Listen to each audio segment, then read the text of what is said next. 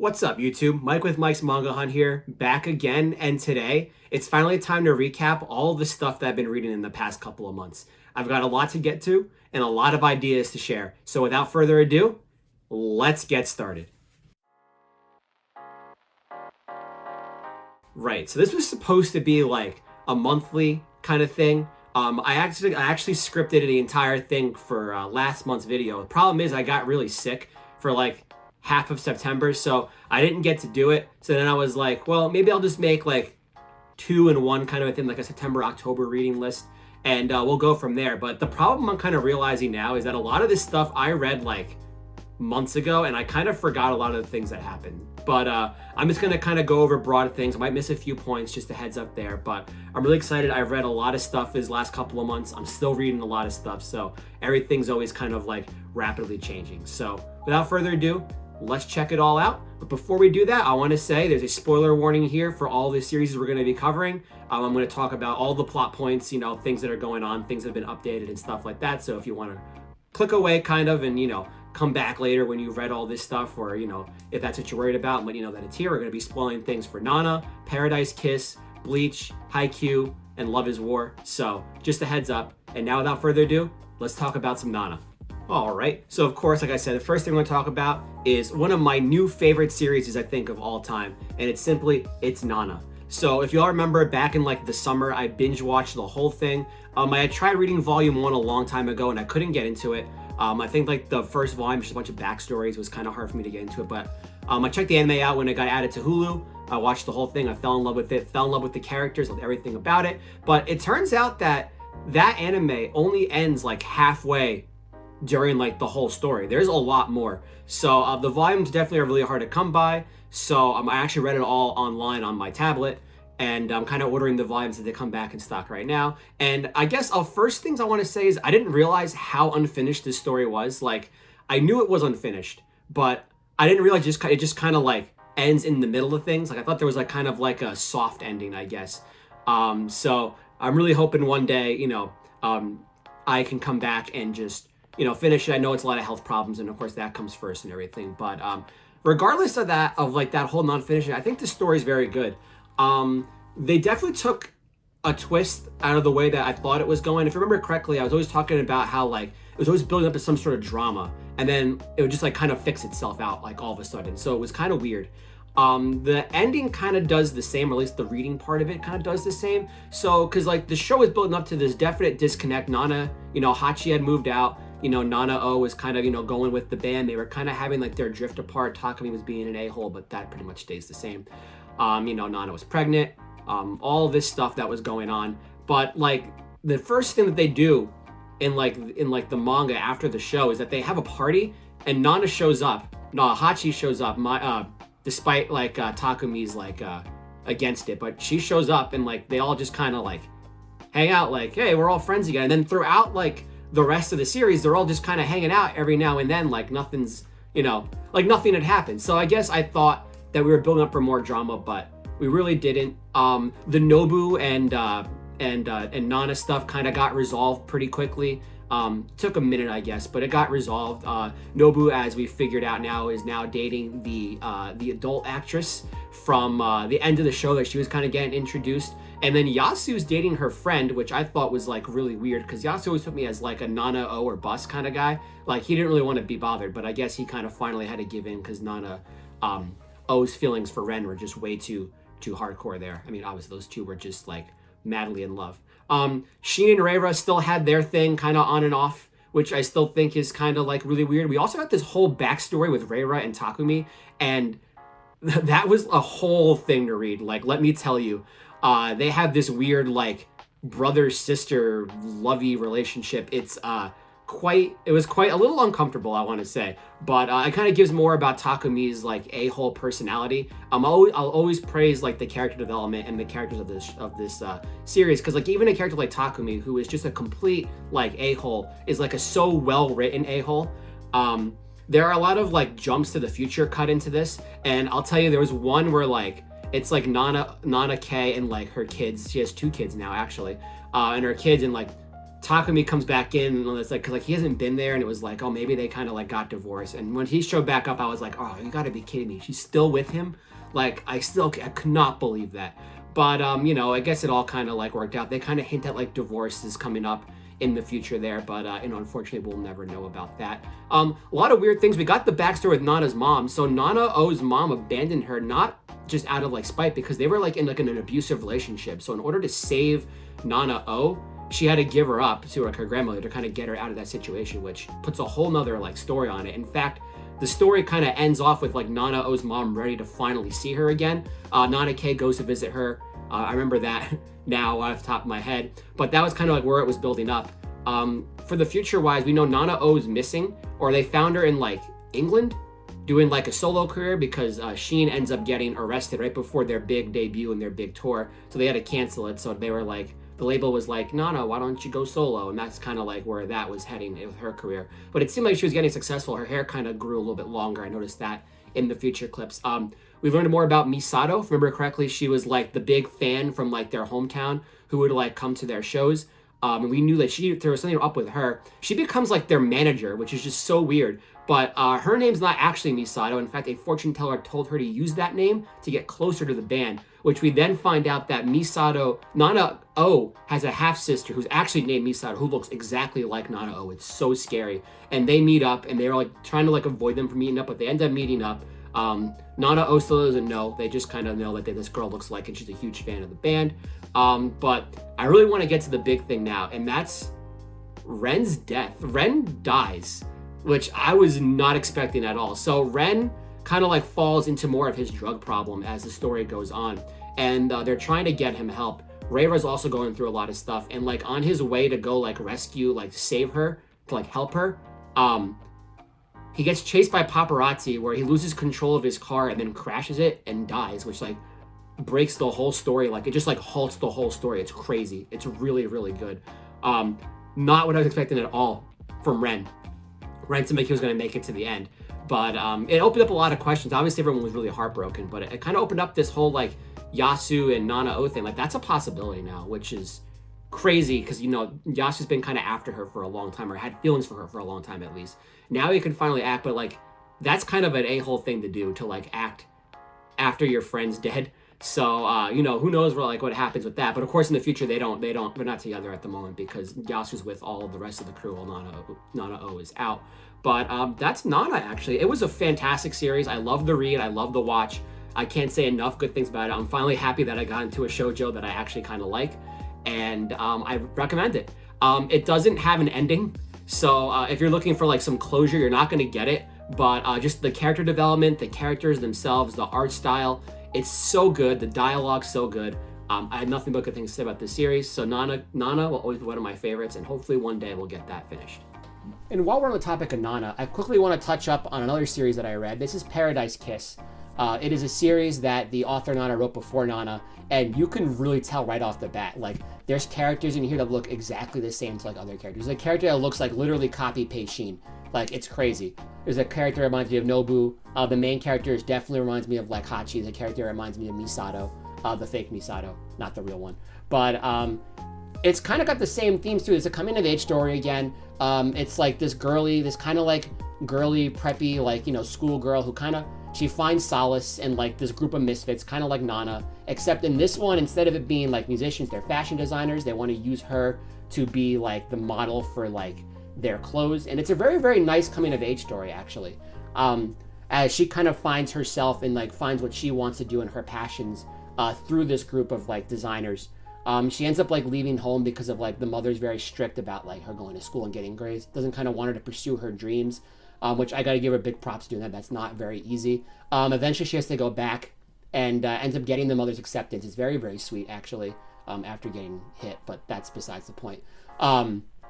It's a very, very sweet story, I want to say. She builds a relationship with the main like fashion designer, George, who I wasn't the biggest fan of. I couldn't get a good read off of him. Sometimes he'd be very, very sweet. Sometimes he'd be like a complete a-hole.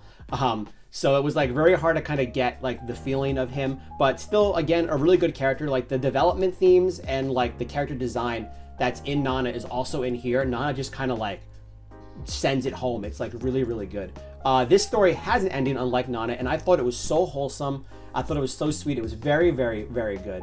Definitely one of my favorite endings. I won't spoil what it is here because I really want you guys to read this, and this is kind of like something people haven't read too much, so I want to hold off on that. So I definitely recommend checking this out if you're a fan of Nana. If you want to read them both, I would read this first because like it's really weird going back and forth. We're going from Nana to this. I saw someone say that online. I can definitely see that. You can get the whole thing in this one book here. It's 5 volumes in one thing. It's not that long of a read, to me, like a week, I think. And I kind of like slow paced it. So very, very good book. I recommend Paradise Kiss. And she has now become one of my favorite authors, I think. I think she's top 3 now with Oda and Asano. So that's really crazy. 2 series that can get me like that. Now let's just really hope that she can get better and write some more because I would love to experience it all. So that's Paradise Kiss. Definitely a favorite. Love the ending to this one. All right, this one's gonna be a little tougher to talk about because like there's so much that has happened since the last time I updated you guys on where I was in the story, but that's Bleach. I just finished the Arrancar arc on Sunday, all the way up to the Aizen fight, and oh my god, what a roller coaster that was. So I remember really enjoying it in the beginning. Last time we checked, it was like the Viceroy had just gotten introduced. Like I was just done with Soul Society, so a lot kind of happened. We got these guys who are like kind of half hollow, half, you know, like ex-Soul Reaper guys. They kind of want Ichigo to join them and train with them. And then we're kind of like visited by these Arrancars who are like the Aizen's kind of like minions, and they're all ranked like 1 to 10, like based on like their strongest powers and stuff like that. And so they come, they're kind of causing trouble. Everyone gets just their asses handed to them by these guys. There was one really cool scene, though, I want to say, where one of them showed up and Rukia just destroyed him. There was one beautiful panel where she's like doing like her sword dance and just like got the guy. It was so cool. Speaking of that, it was also really cool to see the captains come back. I wasn't sure if they were still going to be involved in the story besides like Renji and Rukia. So it was really cool to kind of see them all fight. Although towards the end, when they were fighting like in the fake town, I wasn't invested as much in them as I was in the beginning of the arc. I don't know why. I just wasn't. I think Ichigo just had a lot of cooler fights. I just kind of want to see him do a lot of things because he really seems to be the only one who can do things in this series. Orihime gets captured, and it's like Soul Society 2.0, and they got to go somewhere to rescue her and fight a lot of guys on the way. So Chad, Uryu, Renji, Rukia, and Ichigo all go kind of like to go rescue her. It goes crazy. They meet this girl Nell, who becomes like this like super powerful like Arrancar, who's now fighting on their side. Everybody sucks except for Ichigo, which is what I really wanted to complain about. Like I really like Chad. Chad is my favorite character. I think he's so funny. Just like the fact that his name is Chad, and like just the way he looks and the way he fights is really cool. And every time the guy has a moment, he gets his ass handed to him like 5 seconds later. Renji too, Uryu too, like all of them except for like Ichigo, I feel like all just get like destroyed, and then Ichigo has to come kind of save the day. Except for like Byakuya and Kenpachi, those guys can really fight too, actually, so I shouldn't forget about them. That whole thing was crazy. The Grimmjow fight, I know that's a big one. That was really fun to watch. I noticed there's like this trend in Bleach where like the guy thinks that they won, and then like the person they're fighting just appears behind them. It happened like 4 or 5 times. My friend kind of warned me about that it was really, really funny. Ichigo becomes way powerful, kind of learns to like control his hollow side, and then in his fight with Ulquiorra goes like great ape on him, where like he cannot control himself anymore, or he has to kind of like be there to save him. Uryu loses an arm, which I thought was crazy. But then it kind of like, I want to say it kind of started to like get like slow down. Like the fight in the fake town was cool. Ichigo came, you know, Tosin had met his fate. Aizen kind of wins. They go to the real town, and like Ichigo's friends are the only ones who are like standing. Gin betrays Aizen, which I always wondered is like, so was Gin always good to begin with, or did he just have kind of like his own motives, but he's still kind of evil? But Gin meets his match. Aizen doesn't really fall for it. Ichigo finds out his dad's a Soul Reaper, which the ending of that, I guess the reaction to that wasn't the one I thought it was going to be. I thought it was going to be more over the top and crazy, but there was so much happening, so I understand that. And then the Ichigo Aizen fight, I always heard was kind of mediocre, and I can kind of see why. It kind of just ends. You know, they're like, oh, we're going to master this move. Ichigo comes back really powerful, uses the move, doesn't beat him. And then, like, Hadden Clogs or Hara comes in, he's like, nope, I got him. And then that's kind of the end of the fight. So it's like, Oh, it was like building up, and then just, okay, we're done. So Ichigo loses his powers in the process, and that's kind of where I left off. The last thing he did was he was back at home, and he kind of was like starting to see Rukia fading. So I don't know what's going to happen next. I know there's an arc before the Thousand Year Blood War arc, the Lost Agent arc. I'm going to read that probably soon. We'll probably update in the next one. And then Thousand Year Blood War, I'm going to wait till I get all the volumes. I'm really close. I need like 5 or 6 more. So we're going to go there. But the Aranka arc, I like better than Soul Society. I will say that. I think I didn't know what was going to happen in this arc, more so. And then, what else want to say about Bleach? But I'm really curious to kind of see where it goes. Definitely out of the 3 so far, it's my least favorite. Not saying that I don't like it at all, because I really enjoy reading Bleach. I think the fights are so cool. But in terms of like Naruto and One Piece, those just hold more, I guess, substance in my life than this does. But still very good. Still recommend Bleach, especially if you want to experience like peak Big 3 anime. So that's Bleach, and that's where I'm at right now. If a lot happened in Bleach, then even more happened in the last like 2 months of me reading Love is War. Craziness, I want to say again. So I think the last time we started out, we were like just getting into like pre like culture festival stuff. That was like the whole thing. Yeah, a lot's happened since then. We got a bit more background on Yu, my favorite character, always my favorite character. Kind of like his tragic backstory. Did I talk about that last time? I don't even remember now. It's been so long. But again, just furthering my favorite character, he falls for the girl from the cheer squad, Tsubame, I believe her name is. And Kaguya is like trying to help him. And there was this whole thing about him being afraid to like take risks and all this stuff. And it kind of really connected with me. I've been that way for a very long time. And so I find a solace in him, and I really hope it works out for him. I haven't gotten that far yet to see kind of like where it goes. One thing happened, but that's besides the point. But Miyuki was going to reveal his feelings to Kaguya at the Culture Festival, and boy, did they do that. So the Culture Festival was this whole big thing. Yu accidentally like professes his love to Tsubame by giving her a heart. He doesn't realize it. Something that I would do, I guess. Really stupid, but really funny. So Miko Ino's calmed down a lot. But you can tell Yu really cares about her too on a different note. I kind of think I know where that's going. I touched upon it like in this volume here where she like Yu was really depressed and was like gonna tumble down some stairs, and Ino kind of saved and broke her arm in the process. So something's going on with those two. So we'll kind of see like where that goes. But the Culture Festival, back to that before I get way off topic. Miyuki sets up this whole like convoluted thing to like lure Chika away. So like he can profess his love to Kaguya. He asks her to like go to college with him in Stanford, which is in United States, so to go overseas.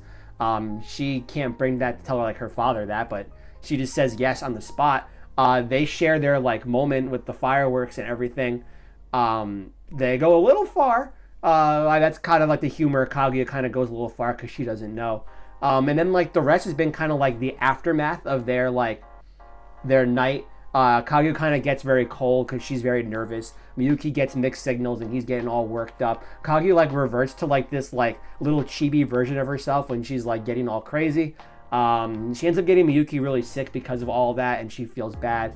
So it finally comes time for Christmas Eve, which is what I just read, where they finally have their moment and they start dating. And it's kind of like, who really confessed first? Was it Miyuki? I mean, I don't think anyone really did. It kind of like just happened. Like there was no big fanfare about who won this battle. They just kind of both won, which I think is a really good way to kind of put it. So right now, that's where we're at right now. We just had some flashbacks about what they all did over the break. I already talked about Yu and Tsubame, and Miko, I guess too. They went to a party. Miko got really drunk, which way out of character for her. So hopefully she's kind of calming down a little bit. They had a whole party. She got drunk. He missed his train. He stood at her house, like in the guest suite. And then like Tsubame came in and like kind of made like advances toward him, but also rejected him at the same time. So it was like he said no, obviously, because he wants that like relationship to kind of happen. So he's now out to prove to her like why he's worthy of her love, which I think might get him in a little bit of trouble. I don't think that's a good idea, but we'll kind of see what happens. Like I said, Miko's kind of always kind of like hovered in the background for him too. So there's another panel that happened I thought was really funny. They were arguing about like the aquarium, like who was going to go to the aquarium together. Obviously Kaguya and Miyuki want to go together, and they're trying to like convolute the situation, and it ends up being Yu and and Miyuki at the aquarium. And there's just this panel of like the two of them at the aquarium, and like it was like, oh, they had a good time. And I thought I don't know why, but I thought that was like just so funny. It really, really got me. So much has happened. I've missed a lot of details probably in this story that has happened. Those are the main points right now. I actually just found out this is ending like soon. There's like only like a few chapters left, which is kind of heartbreaking. I know I have a lot more volumes to read, a lot more volumes to come out here, so that's okay. But I'm really kind of excited to see like where they go. I know there's a time skip where they become like 30 years in a couple volumes. So it's not like the end of their like I guess their high school life. Like, do they go to college together? Like, what happens? I need to know. So I'm kind of binge reading this right now. So I'll probably have way more to talk about next time. Sorry if my opinions or my thoughts are kind of all over the place here, but it's been a while. It's been a lot since I've read. So Culture Festival was very, very good. The whole Christmas Eve stuff was very good. This story really picked up. You gotta remember, I didn't like it at first. I thought it was weird, like the first volume. It took a couple volumes to get into it. But like now there's like a steady plot line going. I'm like really, really invested. Just want to keep reading.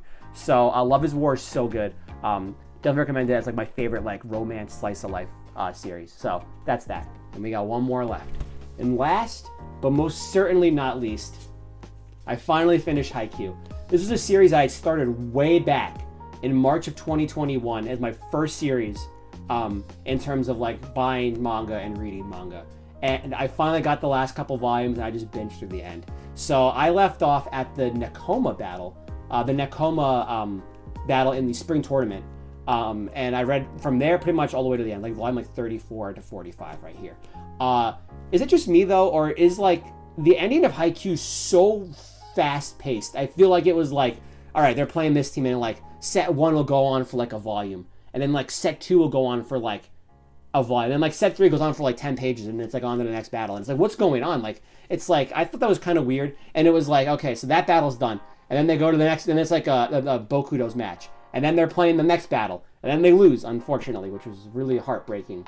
But, and then they're in like, they time skip and they're in like Brazil. And I'm like, what is going on here? Like, what happened? Did they win any more? Did they get better? Did they get worse? Like, what the hell is going on? Eventually, they do talk about a lot of that stuff. So, yeah, after the third years all graduate, they kind of like go off. Tsukishima, Yamaguchi, and Hinata become second years. Inoshida, Tanaka, Nishinoya are third years. They go. I think they lose in like the pre-qualifier tournament, and then like the next 2 years they make the tournament again, and then the last one they actually end up finishing in third place, which I think is pretty impressive. But we don't get any details on that. It's just kind of like told to us in like just like little panels. Hinata goes to Brazil because he has no like prospects right out of school, like Kageyama does. Of course, Kageyama's gonna have prospects out of school. Tsukishima is on a team. It's like a minor league team, I'm pretty sure. So he's kind of like doing it like on the side for right now. But Hinata goes to Brazil to kind of like shore up his game, where he meets Okinawa again from Abayoshi, which is like that was one of my favorite like matches, the second one, not the first one. And they kind of like train together for a little bit. He went to Argentina. Hinata's in Brazil. He comes back, gets a deal with like this team right here, the Jackals, and they play against Kageyama. And like all the characters like kind of come back for this match. And then like Bokudo's on his team, and one of the Mia twins is on his team. So you're like, oh, I remember that guy. And they all kind of come together. Tanaka's married to the manager, the lady, which I thought was like, that happened. You got kind of like what happened to every character afterwards, like what they ended up becoming. The fight kind of goes on. Hinata wins the battle against Kageyama. And his other rival, the actual little giant, like the new little giant, I guess, Kaori. He's kind of cool too. Very much just like Hinata and Bokuto, like kind of, he had like a Bokuto look, but definitely like Hinata. The little giant actually makes an appearance. And he kind of like no longer plays volleyball. He's just kind of like, yeah, that was me. Which I thought would break Hinata, but it didn't. He was just like, no, I'm content with who he is. Even though like I looked up to him for so many years, which I thought was like, wow, I didn't think that was gonna happen. So they also commented like how Hinata kept his like composure during all of that. Then you kind of cut forward again to some more back and forth with Kageyama and Hinata as they go back and forth. Now they're in the Olympics playing together. Now they're in like Italy and Rome and all this. They're always like, they just keep playing together. I thought it was a very good moment. It reminded me back to the first volume where Hinata was like so dead set on beating him and being his rival. and then like they couldn't obviously because they went to the same school.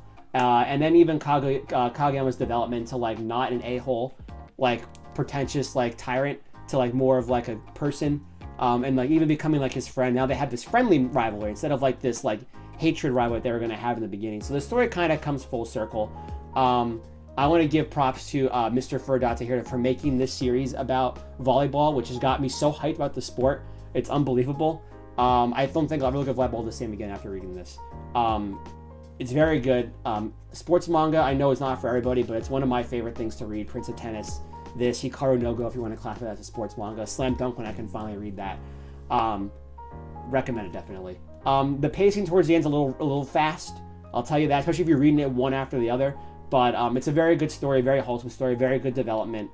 You'll have like the highest of highs and like the lowest of lows. That battle against the Zara Ushijima's team is still one of the best things I've ever read. That one panel where like they win and Sugawara, Ashi, and Daichi all hug each other like with tears in their eyes because they finally won and go to this tournament as seniors. That panel's one of my favorite panels in all of manga. It's so good. That's what I say about Haikyu. I really recommend it. And that's everything I've read. I've definitely missed a lot of points. Let me tell you that, because it's been a while. Hopefully the next month won't be like that. It definitely won't be like that. I can assure you that. But thank you guys for checking this out. Thank you for listening to me ramble on for however long I've been rambling on for. And I'll see you guys next week for the manga pickup video. So without further ado, I hope you all have a great day. Thank you for watching.